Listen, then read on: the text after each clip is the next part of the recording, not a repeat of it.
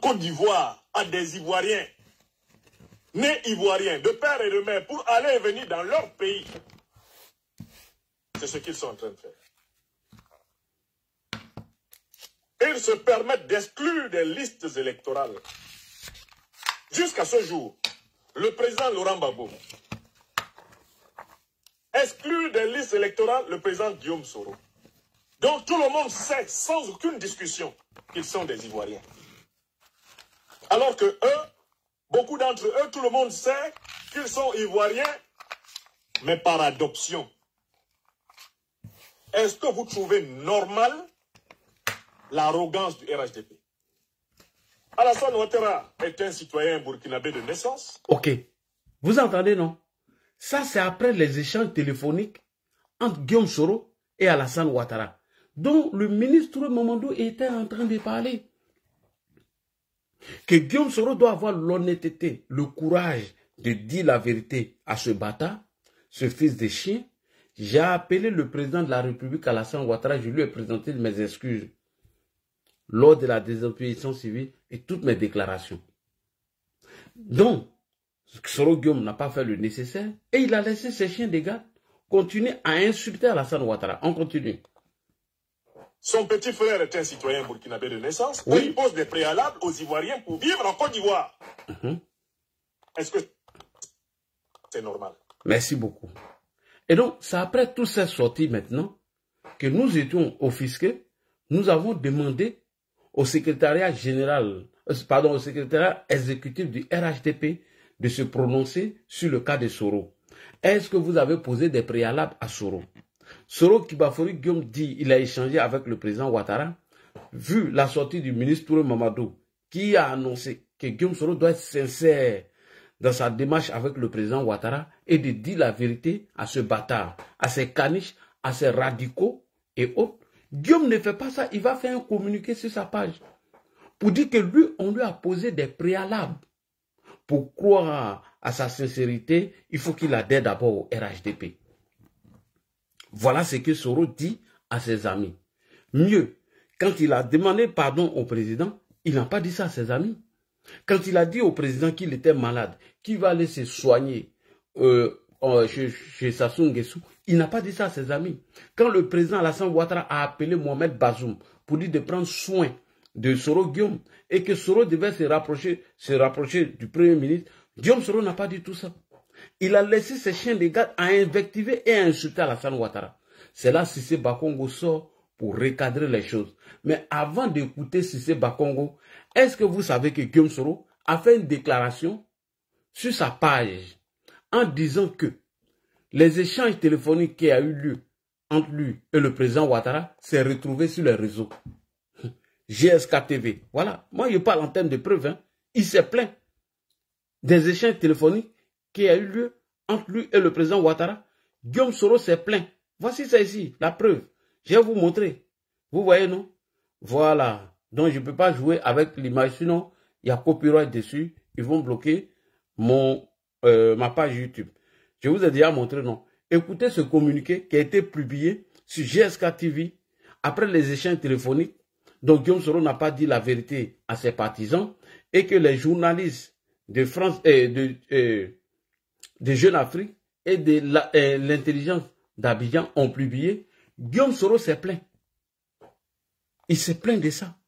Allons-y maintenant à Cissé Bakongo avant d'arriver à Guillaume Soro. Monsieur Cissé Bakongo, est-ce que vous avez posé des préalables à Guillaume Soro pour que son retour soit organisé en Côte d'Ivoire? Est-ce que vous l'avez demandé? Le fait d'appeler le président et que tu l'as demandé pardon. Il faut d'abord adhérer au RHDP pour que nous, on puisse croire à ta sincérité.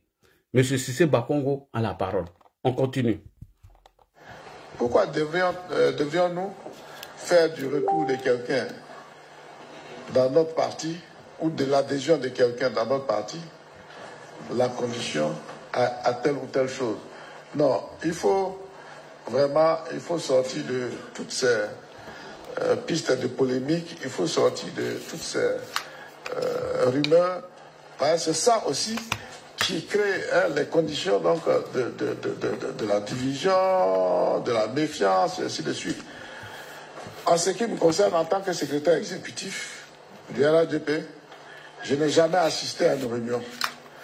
Je n'ai jamais assisté à une conversation, participé à une conversation, pris part à une conversation au cours de laquelle la question de l'adhésion de Pierre ou de Paul, de l'ex-président de l'Assemblée nationale, Soro Guillaume, a été soulevée comme une condition à son retour dans le pays. Comme une condition à son retour. En tout cas, moi, peut-être qu'une telle réunion, bien de tels échanges ont pu avoir lieu quelque part, mais moi, je vous dis, moi, du poste, de la position où je suis, je ne sais pas, je n'ai jamais vu ça. Il n'a jamais vu ça. Ok. D'où maintenant, le problème est arrivé. M. Cissé Bakongo est venu démentir. Le problème est parti d'où? Franklin Nyamsi, Soule de Paris, Laguep, Konaté Général, Ibra, eux, ils ont formé un clan des radicaux. Et il y avait Amiral Blindé, même si je ne suis pas d'accord avec lui. Et l'OCENI, c'est eux qui étaient favorables à cette réconciliation. Tout le monde a vu la sortie de l'OCENI, que je salue d'ailleurs au passage. Tout le monde a vu comment Amiral Blindé était en train de communiquer en allant dans le sens de l'apaisement. Mais vous savez ce qu'ils ont fait? Soule de Paris et la guerre ont traité l'OCENI, Diomandé et Amiral Blindé d'être des militants du RHDP. Quand Franklin Nyamsi a pris la tête, Soule a récupéré Laguep, Ibra, sans oublier l'autre, comme on appelle Konaté le général, et KGB. KGB, son vrai nom, c'est Koulibaly Daniel. Il ne s'appelle pas KGB, il s'appelle Koulibaly Daniel. Voilà. C'est eux qui ont commencé une communication avec les Franklin Nyamsi à insulter Alassane Ouattara. Ils ont mis en minorité Amiral Blindé et l'OCENI. Parce que je vous invite à aller regarder la communication d'Amiral Blindé et de l'OCENI qui était pour la réconciliation. Et Guillaume Soro même était partant pour cette réconciliation. Il a fallu des Guinéens et des Camerounais qui se sont associés pour chasser des choses, comment on appelle, pour éloigner Guillaume Soro à la réconciliation. Et c'est ces Guinéens-là qui osent me parler. Un Guinéen qui a vécu à Daloa, ce Konaté général de merde là. C'est vous, il y a vos vidéos ici. Vous êtes sortis, vous avez attaqué Amiral Blindé, vous avez attaqué l'OCENI et vous avez encore insulté Alassane Ouattara pour mettre dessus. Pourquoi? Parce que le ministre Touré Mamadou a dit qu'il salue les pas que Guillaume Soro a fait et qu'il encourage et il demande à Guillaume de vous dire la vérité. Et que l'erreur va venir de vous. Les Soule de Paris et consorts, c'est venu de vous. Sous la supervision de qui? De Franklin Nyamsi. Et c'est vous là, vous avez venu moi m'insulter sur un panel. Alors, on continue. Après la conversation téléphonique entre le président Ouattara et Guillaume Soro a fait un communiqué sur GSK TV où il s'est plaint que la conversation qu'il y a eu entre lui et le président Ouattara s'est retrouvée dans les médias. Voilà comment ils ont endurci leur position. Et ils sont comme ça, ils sont partis. Hein. Et c'est vous là, vous avez venu parler avec moi. Les gars, non, je ne suis pas d'accord. Vous êtes 500 personnes, 2 heures du matin, 500 personnes. Vous n'avez même pas encore atteint 100 000 tapotages. Ça là, c'est une vidéo que je vous donne. Ça, c'est gratuit. Demain là, demain. Si vous allez sur un panel pour aller faire débat là, tout ça là, je vous donne les arguments. Vous comprenez? Je salue Parigo. Parigo, je n'ai rien contre toi. Parigo était inscrit dans cette réconciliation. L'OCENI était inscrit dans cette réconciliation. Amiral Blindé, se sont tous inscrits pour la réconciliation entre le président de la République et M. Guillaume Kibafori Soro. Mais il a fallu ce Guinéen de merde. De qui? De Ahmed Konaté général. Ce Camerounais de merde de Franklin Nyamsi. Ce Guinéen de Maïmouna Kamaradi Laguep. Ce Guinéen de Soloba de Kankan. C'est eux qui ont écarté cette réconciliation. On écoute la déclaration de GSK après les échanges téléphoniques. Voici le titre même. C'est marqué « Des échanges téléphoniques entre le président Alassane Ouattara et le premier ministre Guillaume Soro ». TikTok, je vous montre. Voilà. Vous êtes venu parler de moi. Moi, il fait vidéo à 2 h du matin pour dire que le bâtard qui est prêt là, on va venir faire ce débat-là. On va faire ce débat-là. Voilà. Clarisse, tu as bien fait de mettre ce débat-là. Voilà. Merci beaucoup. Je vous attends. Voilà, c'est ici, les gars. Vous voyez? Je vais vous montrer. Échange téléphonique entre le président Alassane Ouattara et le premier ministre Guillaume Kibafouri Soro. Voilà, c'est parti. Je vais tourner ma caméra. Je tourne ma caméra. Moi, je vous attends, je ne suis pas pressé. Je sais que je vais vous avoir. On écoute. Et le Premier ministre Guillaume Soro, des échanges téléphoniques entre le président Ouattara et le Premier ministre Guillaume Soro. Une certaine recrudescence s'observe dans la narration du contenu des échanges téléphoniques qui ont eu lieu entre le président Ouattara et le Premier ministre Soro au mois de mars 2024 par une presse subordonnée. L'objectif étant de présenter le Premier ministre Soro comme un air désespéré en quête éperdument de la pitié du président Ouattara. Vous entendez, non? Quand ils ont commencé à endurcir leur position, Guillaume Soro, après la sortie des activistes, des Franklin Nyamsi, sous le de Paris, la guerre et autres, Guillaume Soro maintenant commence à endurcir sa position. Il dit que les gens pensaient que l'appel qu'il a fait, que c'était une faiblesse pour lui. On continue. Ouattara. L'intention manifeste est de l'humilier sur la place publique, espérant ainsi que nous, on cherchait à l'humilier sur la place publique. Écoutez. Le livrer à la moquerie de la cohue. Et pourtant, les faits sont plus profonds que cela. Nous l'allons démontrer tout à l'heure. Monsieur Guillaume Soro, qui a une éminente idée et une haute appréciation des responsabilités étatiques qu'il a assumées à un assez jeune âge, s'est toujours efforcé d'agir en conséquence. Contrairement à ce qu'on peut penser, Monsieur Soro se postant à la hauteur de ce que l'on peut espérer d'un homme d'État et en dépit des différends graves avec le président Ouattara, s'est imposé d'appeler au téléphone celui-ci au nom de l'intérêt supérieur de la paix. Lui-même, il a appelé le président au nom de la paix. De la réconciliation nationale. Aussi, quand en juillet 2020 survient le décès tragique du Premier ministre Amadou Gon Coulibaly, imaginant sa grande douleur et sa tristesse, M. Soro se fit le devoir d'appeler le président Ouattara pour lui présenter ses condoléances. En vain. Il dut se résoudre à les transmettre par le canal de l'actuel ministre des Sports, M. Amadou Koné, neveu du défunt. Cette démarche insistante et sincère n'aurait-elle pas dû être l'amorce d'une décrispation? Un an plus tard, en 2021, à la mort du Premier ministre Ahmed Bakayoko, une fois encore, M. Soro tenta de joindre le président Ouattara pour lui présenter ses condoléances. Cette tentative fut toute éconduite. Que l'on comprenne bien l'objet des initiatives de M. Soro. Certes, l'on peut être opposé politiquement ou même adversaire irréductible, sans que cela fasse de nous des ennemis mortels. Du moins, c'est cela notre compréhension de la compétition politique. M. Soro a fortement regretté que le président Ouattara ait refusé tout contact dans de telles circonstances douloureuses pour la nation. Soro Guillaume dit, quand il y a eu le décès du Premier ministre Amadou Gon Coulibaly, il a tenté d'appeler le président Ouattara, il n'a pas décroché. Quand il y a eu la mort, le décès du Premier ministre, M. Ahmed Bakayoko, il a tenté d'appeler le président n'a pas pris l'appel. Mais Guillaume, avant de poursuivre, mais le président ne pouvait pas prendre ton appel. Puisque, après le décès du Premier ministre Amadou Gon Coulibaly, mais ton conseiller Franklin Nyamsi est sorti pour dire que c'est le président Ouattara qui l'a assassiné. Donc le président n'est pas un hypocrite pour décrocher ton téléphone.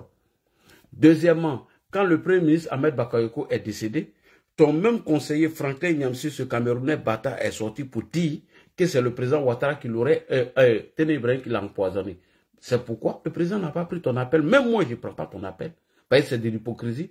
Ton conseiller politique ne peut pas sortir pour m'invectiver, pour m'insulter, pour me diffamer, pour m'accuser d'avoir tué mes 2 premiers ministres et toi, tu m'appelles derrière. Pourquoi je réponds? Je ne réponds pas. C'est pourquoi le président de la République n'a pas répondu. Et s'il répondait à ton appel, nous-mêmes, on allait l'attaquer. Merci beaucoup. On poursuit. M. Soro, enraciné dans la tradition africaine, fait remarquer que dans bien des us et coutumes africaines, toute querelle, aussi forte soit-elle, s'efface devant la mort. La douleur autour d'un décès, d'une perte commune, prévaut sur les conflits et aux inimitiés, au moins le temps des obsèques. Mieux, là, apportons le pardon et sur nous la vraie réconciliation autour de la dépouille mortelle. Telles sont la sincérité et la vérité matérielle des faits. Il y a bien là une cohérence et une constance dans la démarche réganienne et républicaine de M. Soro. C'est dans cette même logique de cohérence que quand C'est dans cette même logique de cohérence advint la libération des prisonniers politiques de février 2024, M. Soro prit l'initiative d'appeler le président Ouattara pour deux raisons.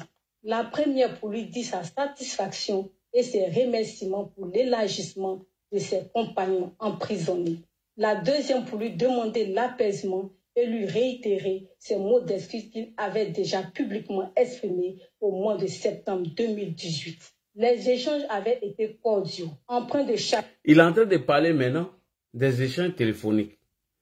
Il dit ici, lorsque les prisonniers ont été libérés, il a tenté encore d'appeler le président pour lui féliciter de tout ce qui s'est passé. Parce qu'il y a eu 3 coups de fil.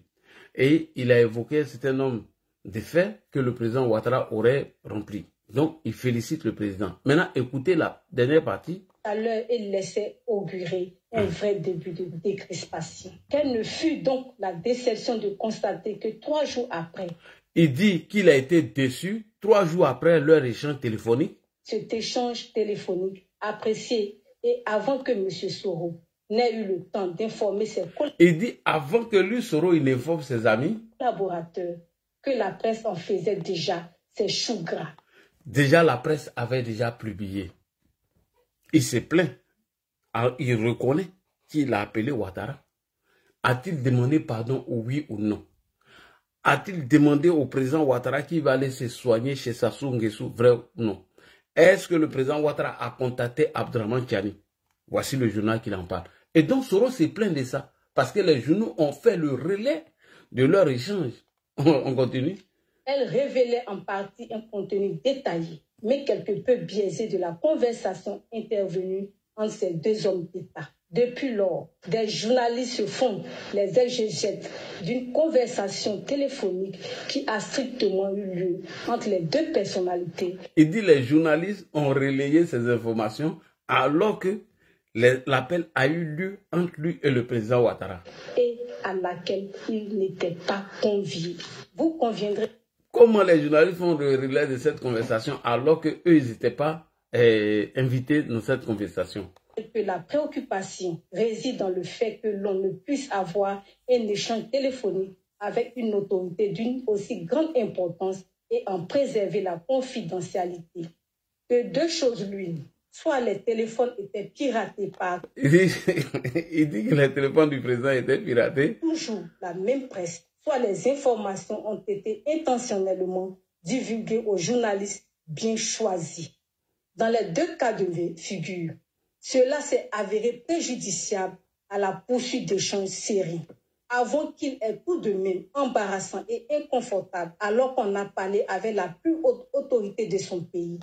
Il dit, les téléphones là ont été piratés ou bien par les journalistes, le fait que on relève tout ce qui s'est passé dans la presse. Donc Soro s'est plaint. Non seulement on parle de sa sincérité où il pose des préalables. Lorsque Franklin Nyamsi, Soulé de Paris, Maïmouna Kamara, La Guêpe et autres ont commencé à endurcir leur position, insulter Ouattara, l'invectiver, il fait un communiqué. D'abord, il est en train de céder au chantage de ces gens qui l'ont pris en otage. Puisque Parigo, l'OCENI, avec Amiral, ont été mis en minorité. Les Franklin Nyamsi attaquaient. D'abord, il fait un premier communiqué. Il dit qu'on lui a posé des préalables, dont M. Cissé Bakongo a répondu.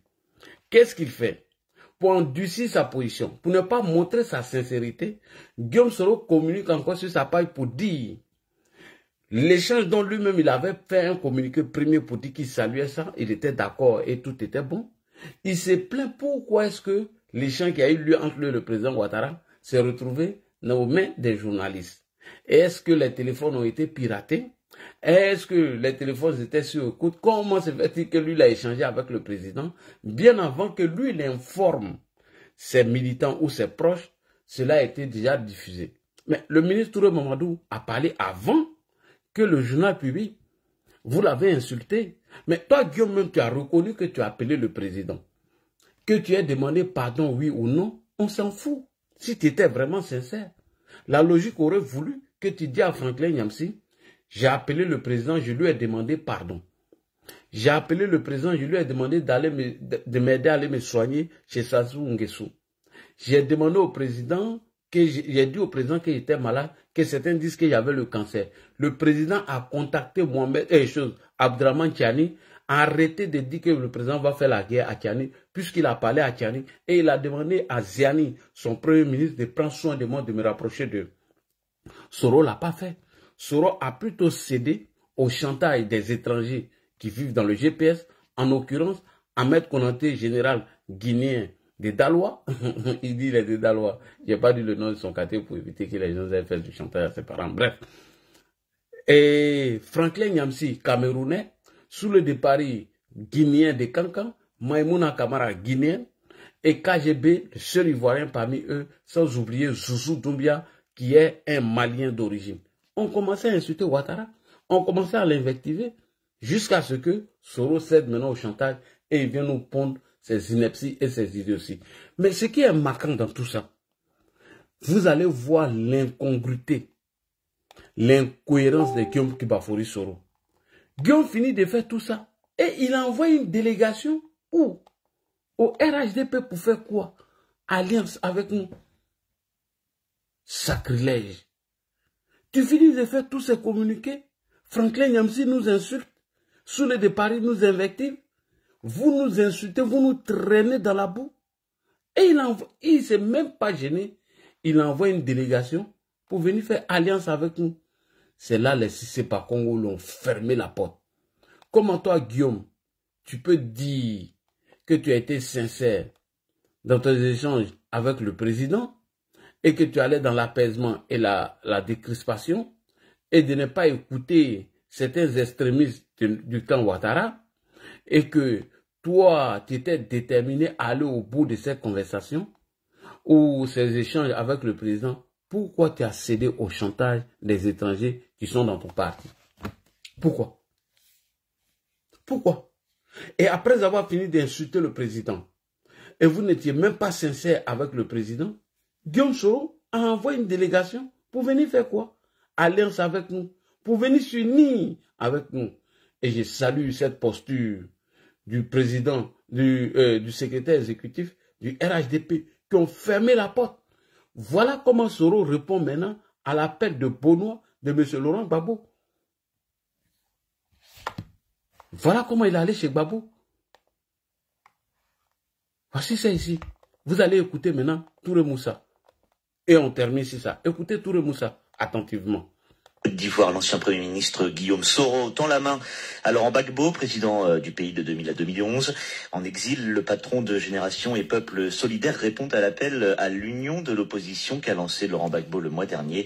Sur sa page Facebook, Guillaume Soro demande à ce que lui et l'ancien président soient réinscrits sur les listes électorales et redeviennent ainsi éligibles dans la perspective de la présidentielle de 2025. Le leader politique se dit prêt à engager des discussions pour une collaboration avec le PPACI de Laurent Gbagbo. Moussa Touré est membre du GPS et conseiller communication de Guillaume Soro. Nous sommes partants pour tout ce qui est rassemblement. Nous sommes partants pour tout ce qui est rassemblement. Tout ce qui est rassemblement, pour tout ce qui est union. Nous avons pour tout ce qui est union. On a déjà fait le tour de toutes les formations politiques significatives. Nous avons même envoyé des émissaires. Nous avons même envoyé des émissaires au niveau du secrétariat exécutif. Au niveau du secrétariat exécutif du... Je retourne encore. Avec le PPACI de Laurent Gbagbo. Moussa Touré est membre du GPS et conseiller communication de Guillaume Soro. Nous sommes partants pour tout ce qui est rassemblement, pour tout ce qui est union. Nous avons déjà fait le tour de toutes les formations politiques significatives. Nous avons même envoyé des émissaires au niveau du secrétariat exécutif du RHDP. Nous avons retrouvé porte close. Mais nous sommes dans une optique de discussion, de renforcement, de réconciliation, et toute initiative dans ce sens-là rencontre notre assentiment. Merci beaucoup. Et voilà comment Guillaume Soro envoie une délégation pour aller se unir avec nous. Voilà comment vous, Guillaume Soro, le lâche, le poltron qui ne vous dit pas la vérité, envoie une délégation pour le président. Et tu lui as demandé pardon par rapport à tout ce que tu as fait. Et tu as laissé tes chiens de garde derrière l'attaquer, l'insulter. Mais comment toi tu te caches la nuit, tu demandes pardon, et tu demandes pardon la journée, et pardon la nuit, et matin tu envoies des bâtards comme ça pour nous insulter? Est-ce qu'il y a une sincérité dans ça? Et c'est de ça qu'on parle. Et vous avez venu, moi, je vous attends. Il est 3 h du matin, je ne vais pas prendre quelqu'un. Demain, je vous donne rendez-vous. Soroïs qui est garçon là, il n'a qu'à venir en faire débat de ça. Que d'aller m'insulter. Parce que vous êtes des portons, vous êtes des lâches. Vous avez attendu que je descende sur le panel pour aller faire mes prières, pour m'insulter derrière moi. Donc je viens de vous apporter le droit de réponse. Et demain, je vous donne rendez-vous. Si vous êtes garçon, on va venir faire ce débat là. Soroïs qui est garçon là, il n'a qu'à m'écrire sur mon WhatsApp que lui, il veut faire ce débat là avec moi. L'échange téléphonique entre Alassane Ouattara et Guillaume Soro, ou la sincérité du RHDP vis-à-vis de Soro, vis-à-vis de son retour. Mieux, il y a eu un débat sur RFI, où Belmond a pris la parole, elle a dit que mais Guillaume peut retourner dans son pays. Si Gbagbo est rentré, Blegoudé est rentré, pourquoi Guillaume ne va pas rentrer dans son pays? Vous avez insulté Belmond. Le ministre Touré Mamadou sur RFI, on a posé la question sur le cas de Soro, il a répété la même chose. Vous avez insulté le ministre Touré Mamadou.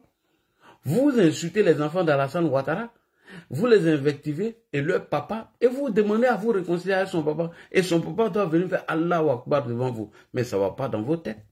Ça ne va pas chez vous. Vous êtes malade. Oh, imbécile que vous êtes. Alors, chers frères et sœurs, nous allons terminer avec Johnny Pacheco qui nous parle de la candidature du président de la République, son Excellence, M. Alassane Ouattara. Le jour Johnny Pacheco vous dit que le président Ouattara est en train de faire un 3e mandat, alors faites-lui ça, Johnny Pacheco, dédicace à Johnny pour terminer, tapoter le lait. Alors, chers camarades, je disais que ça me désolait, franchement, de voir nos frères s'adonner à tout ce qui est, en tout cas, ces enfantillages-là sur la toile. Le président Ouattara peut être candidat, le président Ouattara peut être candidat, le président Ouattara... Bon, ça c'est un débat inutile, un débat qui n'a pas de sens, un débat puéril. D'autant plus que cette question-là ne concerne qu'un seul individu et ne regarde qu'un seul individu, le président Ouattara et personne d'autre. Ça regarde que le président Ouattara et personne d'autre. Et je vois des gens qui se lèvent. Non, il ne peut pas être candidat. Il ne doit pas être candidat. Donc, vous êtes qui? C'est vous qui êtes la constitution de Côte d'Ivoire? Non, Johnny. Ou c'est vous qui êtes l'État de Côte d'Ivoire? Non, Johnny. C'est vous qui avez établi les principes de la République. Et donc, lui ne peut pas être candidat. Sur quelle base? Ce que je vous dis ce soir-là, c'est la même chose que j'ai eu à dire au PPACI, au GPS et à tous ceux qui fustigent la République de Côte d'Ivoire. Je vous pose une seule question. Et à cette question-là, répondez tout simplement.